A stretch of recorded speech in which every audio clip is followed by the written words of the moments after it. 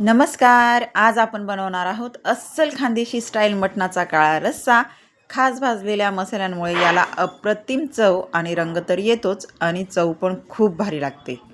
हॉटेलपेक्षाही जास्त झणझणीत चविष्ट खानदेशी मटणाचा काळा रस्सा आज आपण बनवणार आहेत आणि तो कसा बनवायचा हे जाणून घेण्यासाठी व्हिडिओ शेवटपर्यंत नक्की पहा. आता ह्या इथे मी घेतला आहे कांदा, खोबरं, आलं, लसूण आणि कोथिंबीर.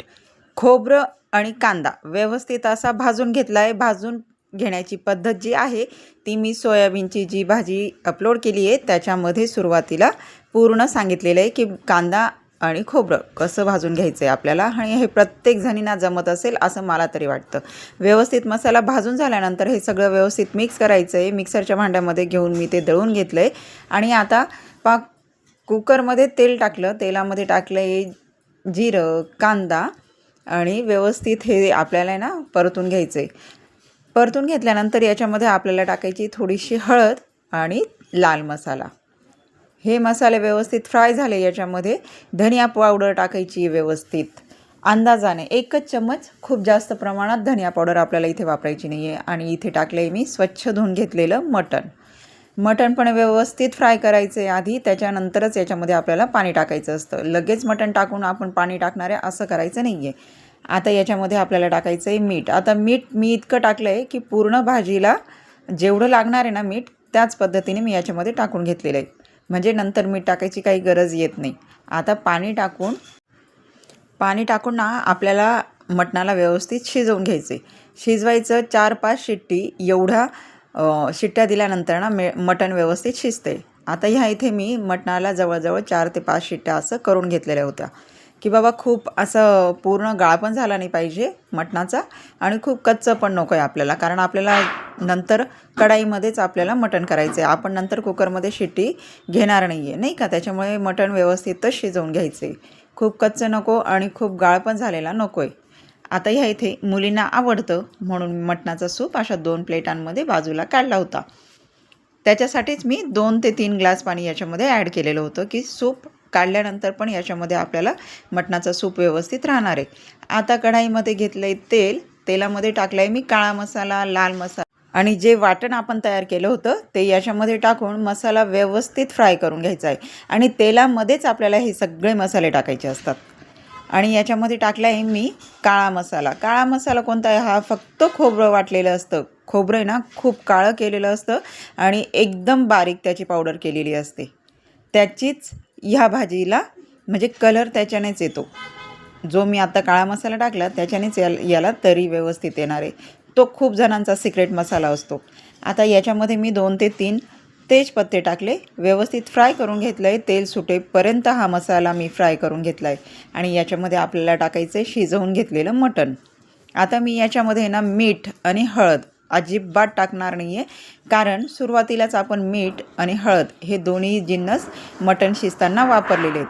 आता पहा ह्या इथे आपल्याला जेवढं लागणार आहे म्हणजे रस्सा खूप पातळ पण करायचं नाही आहे आणि खूप घट्ट पण नाही, कारण खानदेशी मटण म्हटलं की ते खूप घट्ट आणि खूप पातळ असं कधीच नसतं. आणि ह्या इथे माझं सगळी भाजी व्यवस्थित तयार झालेली होती आणि मिठाचा अंदाज किंवा हळदीचा अंदाज हा सगळा बरोबर झालेला असतो, कारण आपल्याला माहिती आहे आपण किती क्वांटिटीमध्ये भाजी बनवणार आहेत. त्या हिशोबानेच आपण मटण शिजताना हळद आणि मीठ व्यवस्थित टाकून द्यायचं आहे. ह्या इथे आता मटणाची भाजी अशी होत आलेली होती आणि कमी तेलात म्हणजे खूप कमी तेलामध्ये आपली ही भाजी जी आहे ना एकदम तर्रीदार होऊन तयार झालेली आहे. आता खूप तेलाचा वापर याच्यामध्ये केलेला नाही आहे. आता जेवढं तेल वापरलं आहे तेवढं आपण खूप भाज्यांना वापरतच असतो, पण याला झालं काय आपण तर्री मसाला टाकलेला आहे आणि खूप घट्ट भाजी पण नाही आहे.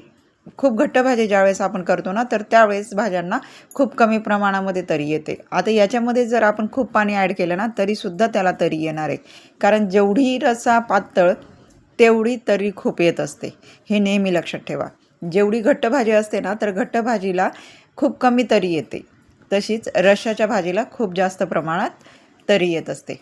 आता ह्या इथे मटण व्यवस्थित उकळून तयार झालेलं होतं आणि तुम्ही पाहू शकता एक कलर किती छान आलेला आहे, मस्त काळा. कारण जो मसाला वापरला ना मी नंतर खोबऱ्याचा, फक्त खोबरं भाजून व्यवस्थित बारीक करायचं आहे, खूप बारीक करायचं. आणि तो मसाला आपल्याला ज्यावेळेस काळ्या तरीच्या भाज्या करायच्या आहेत ना, त्यावेळेस त्याच्यामध्ये ॲड करायचा आहे. आता ज्यावेळेस आपण बाहेर काहीतरी मिसळ खायला जातो किंवा मटणाचा रस्सा, चिकनचा रस्सा आपण खातो, तर त्यावेळेस ती काळी जी तरी आलेली असते ती फक्त त्याच मसाल्यामुळे आलेली असते. आणि ह्या इथे मटणाचा हा रस्सा मस्त असा तयार झालेला होता. आणि इथे पहा मस्त अशी भाजी उकळली होती. मी इथे काही झाकण ठेवलेलं नव्हतं भाजीवर किंवा काहीच नाही. आता खूप जणांना सवय असते की बाबा झाकण ठेवायचे किंवा काय, पण मी मटणाच्या भाजीवर किंवा मिसळवर खूप कमी प्रमाणातच झाकण ठेवते आणि तेही 2 ते 3 मिनटं. आणि पहा इथे भाजी अशी मस्त तयार झालेली होती. आणि जर तुम्ही भाजीला झाकण लावून उकळवत असाल ना, तर फक्त अर्धं झाकण ठेवायचं. अर्धं झाकण ठेवलं की तरी व्यवस्थित येते, पूर्ण झाकण ठेवलं की तरी एकदम जशी उडूनच जाते. आणि ह्या इथे मटणाचा रस्सा असा मस्त तयार होता. किती भारी तरी आलेली पहा. आणि तयार होती इथे भाकर, मटणाचा रस्सा, सोबतीला आहे कांदा आणि लिंबाची फोड. असा बेत असल्यानंतर रविवार एकदम स्पेशल होणारच.